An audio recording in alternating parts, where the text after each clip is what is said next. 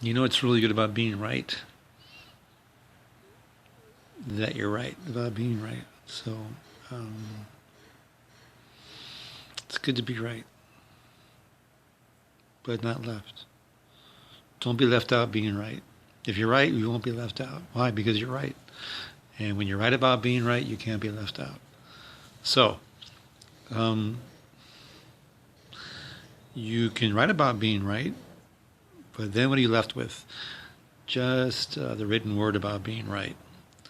You could be right about being right orally, but then who would hear you? Probably the right.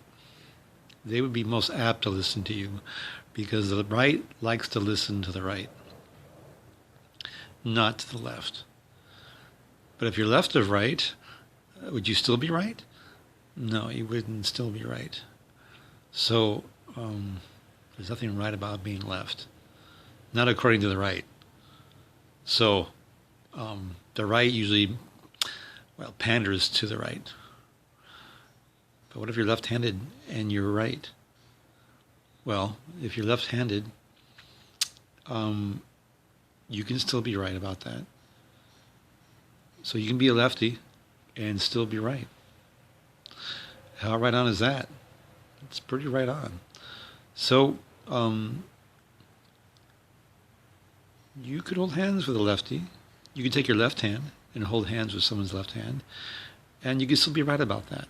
So you can share your rightness, and it's good to be right. It's always good to be right. When you're right with yourself. And when you're right with yourself, you're probably right about something. It's good to be right about something. Whether you write about it or not, you don't need to write me about it. You just need to be right about it. So continue being right. Don't be left without being right. Because if you're left without being right, what do you have? You have, well, nothing to write about. Except your left hand, perhaps. If you're left-handed, you would write with your left hand. But that's not right. If you're right-handed, well, then write with your right hand. You'd be a righty. And of course, you'd be right about that. So whether you're right or left, at some point, you'll come around to being right.